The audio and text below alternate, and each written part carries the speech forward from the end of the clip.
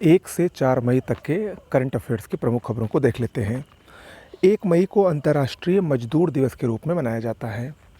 इसके इतिहास की अगर हम बात करें तो 1886 में सबसे पहले अमेरिका में मजदूर दिवस को मनाने की शुरुआत हुई थी, जब वहाँ के जो मजदूर थे अमेरिका के, वो काम किए जाने का जो समय था उसको ज़्यादा किए जाने की वजह से सड़कों पर आंदोलन हेतु उतर आए थे।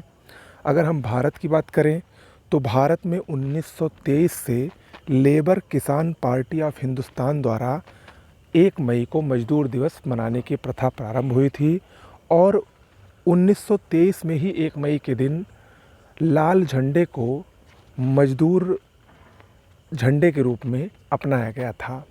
ओके। 3 मई ये विश्व प्रेस स्वतंत्रता दिवस के रूप में मनाया जाता है। 2024 की विश्व प्रेस स्वतंत्रता दिवस की theme A press for the planet, journalism in the face of the environmental crisis रखी गई है।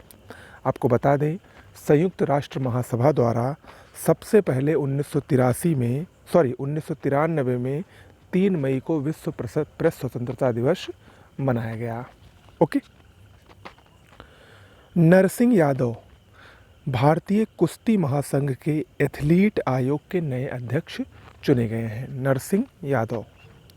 अमिताभ बच्चन बॉलीवुड अभिनेता सुपरस्टार चर्चा में हैं क्योंकि इनको 2024 के लता दीनानाथ मंगेशकर पुरस्कार से सम्मानित किया गया है। आपको बता दें, लता दीनानाथ मंगेशकर पुरस्कार 2022 से स्वर्गीय लता मंगेशकर जी की याद में प्रारंभ किया गया था, उन्हीं के नाम पर। और ये इस बार जो अमिताभ बच्चन को पुरस्कार मिला है वो तीसरा लता दीनानाथ मंगेशकर पुरस्कार है। ओके, तो ये इम्पोर्टेंट है, याद रखिएगा। अगली खबर है प्रबोवो सुबियांतो। ये चर्चा में है क्योंकि इंडोनेशिया के नए राष्ट्रपति बने हैं। अब तक इंडोनेशिया के राष्ट्रपति जोको विडोडो थे, उनका कार्यकाल पूरा हो गया और वो लगातार 2 कार्यकाल उन्होंने पूरा किया और अब उनके स्थान पर इंडोनेशिया के नए राष्ट्रपति प्रबोवो सुबियांतो को चुना गया है। आपको बता दें, इंडोनेशिया दक्षिण पूर्व एशियाई देश है, विश्व का सबसे अधिक मुस्लिम जनसंख्या वाला देश है। इसकी राजधानी नुसंतारा है। आपको बता दें, पहले इसकी राजधानी जकार्ता थी, लेकिन अब इसकी नई राजधानी हाल ही में नुसंतारा को बनाया गया है। विश्व वायु गुणवत्ता सूचकांक IQ एयर एक संस्था है, उसके द्वारा ये जारी किया गया। इसके अनुसार लगभग 101 शहरों की रैंकिंग इसमें देखी गई और इस रैंकिंग के अनुसार विश्व के जो टॉप 5 सबसे प्रदूषित शहर हैं उसमें विश्व का सबसे प्रदूषित शहर यानी नंबर 1 पर नेपाल की राजधानी काठमांडू है। ये विश्व का सबसे ज़्यादा प्रदूषित शहर माना गया है। दूसरे स्थान पर भारत की राजधानी नई दिल्ली है। तीसरे स्थान पर थाईलैंड का एक शहर है जिसका नाम है चियांग मई। चौथे नंबर पर वियतनाम की राजधानी हनोई है और 5वें नंबर पर थाईलैंड की राजधानी बैंकॉक है। तो ये टॉप 5 जो हैं विश्व के सबसे प्रदूषित शहर हैं IQ एयर द्वारा जारी विश्व वायु गुणवत्ता सूचकांक के अनुसार। हमजा यूसुफ ये स्कॉटलैंड के प्रधानमंत्री थे। स्कॉटलैंड के पहले मुस्लिम प्रधानमंत्री थे, चर्चा में हैं क्योंकि इन्होंने हाल ही में प्रधानमंत्री पद से इस्तीफा दे दिया है। तो पूछ सकता है हमजा यूसुफ कहाँ के प्रधानमंत्री थे?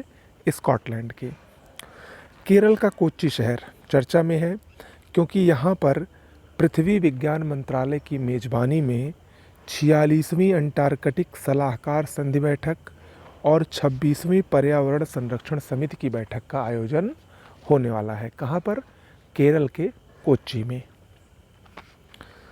पुणे महाराष्ट्र, यहाँ पर भारत के पहले संविधान पार्क का निर्माण किया जा रहा है। भारत का पहला संविधान पार्क होगा और ये जो निर्माण हो रहा है इसके लिए भारतीय सेना और पुनीत बालन ग्रुप द्वारा दोनों ने हाथ मिलाया है आपस में, यानी दोनों के सहयोग से इस भारत के पहले संविधान पार्क का निर्माण हो रहा है। कहाँ पर?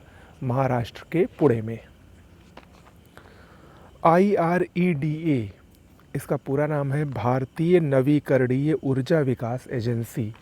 चर्चा में है क्योंकि इसको हाल ही में नवरत्न कंपनी का दर्जा दिया गया और ये भारत की 17वीं नवरत्न कंपनी बनी है। ठीक है, इससे पहले कुल 16 नवरत्न कंपनियां थी भारत में। इसके जुड़ जाने के बाद अब भारत में नवरत्न कंपनियों की संख्या 17 हो गई है। ओके। युवराज सिंह, पूर्व भारतीय क्रिकेटर, आईसीसी टी20 वर्ल्ड कप जो कि 2 जून से अमेरिका और वेस्ट इंडीज़ की मेज़बानी में शुरू हो रहा है, उसके ब्रांड एम्बेसडर बनाए गए हैं युवराज सिंह। आलोक शुक्ला, ये एक पर्यावरण कार्यकर्ता हैं और छत्तीसगढ़ बचाओ आंदोलन के संयोजक भी हैं।